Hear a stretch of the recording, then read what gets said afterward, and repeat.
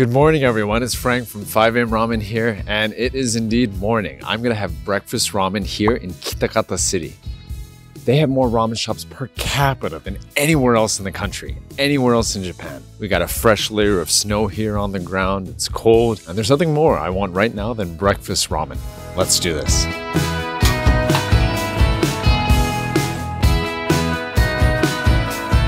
For those of you new here, 5AM Ramen is your direct portal to the amazing world of ramen in Japan. Even if you have just a slight interest in ramen, you've come to the right place. I'm Frank, and I eat ramen like it's my job. Well, technically, it is my job. This is episode 12 in what is a Northern Japan Ramen Series. In the first 11 episodes, I had 28 bowls of ramen in Gunma, Niigata, Yamagata, and Fukushima prefectures. I'm still in Fukushima prefecture now, and as mentioned, I'm in a city that is obsessed with ramen, Kitakata. Here, they love their ramen to the point that they eat it for breakfast. Now, the place I'm visiting for breakfast ramen is Bannai Shokudo. You might have heard of them. They're a famous historic ramen shop. To be more specific, Kitakata Ramen Bannai is maybe what you've heard of. This ramen group has a number of branches across Japan and even some in the US. But right now, I'm visiting Bannai Shokudo. They do share the word Bannai, and there is a historic connection between Bannai Shokudo and Kitakata Ramen Bannai, even if that connection has faded over time. But let's just say that the place I'm introducing, Bannai Shokudo, is the OG. They've been around since 1958. They're even part of Tabelog's list of the top 100 ramen shops in East Japan. Basically, Tabelog is a Yelp-like site where people can review restaurants, ramen restaurants included. So, Bannai Shokudo is famous. When someone mentions Kitakata Ramen in Japan, Bannai Shokudo usually follows. It's almost like they're one and the same. Now, what exactly is Kitakata Ramen, or Kitakata City style ramen? First of all, it's one of Japan's most celebrated ramen styles. It's actually one of the big three ramen styles, along with Hakata Ramen in Fukuoka City, Fukuoka, and Sapporo Ramen from Sapporo City, Hokkaido. Hakata Ramen is tonkotsu or pork bone ramen, whereas Sapporo Ramen is ramen powered by miso. Now for Kitakata Ramen, what you can get is different from restaurant to restaurant. But generally speaking, Kitakata Ramen is seasoned with soy sauce or salt, shoyu or shio. The soup is normally clear, with a lot of shops using pork bones. But some shops will also blend chicken and fish into the soup. Kitakata Ramen might be best known for its thick, flat noodles that have a lot of water in them. I can tell you, you're not going to see any thin noodles in this town. Kitakata style noodles have a special texture because of that high water content. They're slippery and even somewhat soft, but that water content also gives them a certain chewy bounce. Also, the pork toppings in Kitakata Ramen are equally noteworthy. They're thinly sliced and beautifully soft. I arrive at the legendary Bannai Shokudo a little bit after 7 AM, which is when they open. I pretty much have the place to myself in the beginning. It's cozy and has plenty of space. I ordered the Shina Soba, their signature. I was tempted to order the Niku Soba, which has even more of those pork chashu slices on top. But I have to save some room as I got more bowls to crush throughout the day.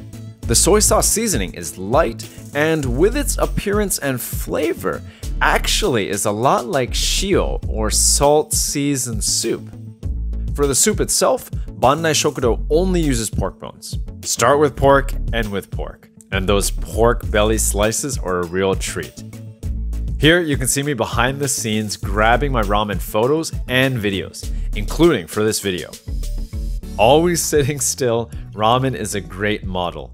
I do have a sort of system and always try to wrap up relatively quickly.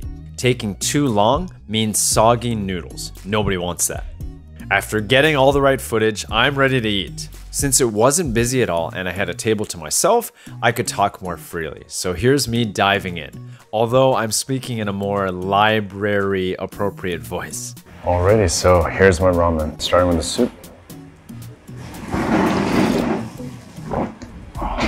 That's good. And something so light and refreshing, you could eat it for breakfast. You could eat it every day. Oh yeah, that's good. But at the same time, you get like a very strong pork bone flavor, even though it's very light. These are Kitakata noodles. They're bouncy, they're springy, and easy to slurp.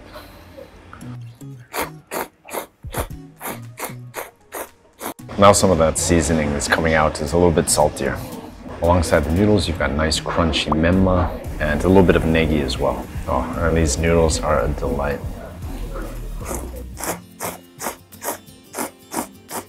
If there was ever going to be a breakfast ramen, this is it. Of course, it already is a breakfast ramen, but it makes sense. It's full of flavor, but it's light and something you can start the day with.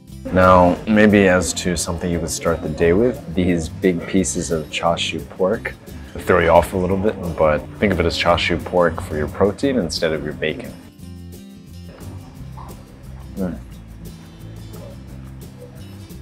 Nice and soft and so full of flavor. After finishing my breakfast, I take a walk to digest and to get my ramen bearings. Bannai Shokudo was a lot of fun. It's very spacious, you've got tables in the back, and they're clearly used to a lot of people visiting. That said, you do have a little bit of a touristy vibe. Some locals might say, oh, there's better places in Bannai Shokudo, but I think it's an important place to visit. And just to clarify, Bannai Shokudo is not the only place that does breakfast ramen here in town. I actually just tried to visit a place called Makoto, but unfortunately today, just today, they are not open, so that's okay though. Makoto Shokudo is very close to Bannai Shokudo. The plan was to eat there for another breakfast ramen bowl. But keep in mind that Kitakata still is a small town. Sometimes smaller ramen shops have shorter hours. Other ramen shops might simply decide to take the day off. But rest assured, as tomorrow I'll be eating breakfast ramen again. Anyways, let's get back to me on the ground, talking about Bannai Shokudo. All in all, very unique experience, and if you have the chance to come over here to Kitakata, I would very much recommend having breakfast ramen, and Bannai Shokudo is a great place to do that. So if you have a chance, check out my other video where I'll be showcasing all the bowls I eat here in Kitakata City. This will be in the next ramen video. The first place we'll be checking out uses even thicker noodles. This ramen shop also has the distinction of being on Tabelog's list of East Japan's top 100 ramen shops. This list comes out every year, and in the most recent one, this ramen shop made its first appearance. Stay tuned, we'll be continuing our Kitakata ramen journey in the next episode. I hope you enjoyed this breakfast ramen video, and if that's the case, please hit that like button and consider subscribing. This is Frank from 5AM Ramen signing out for now, and taking a little breather until the next bowl.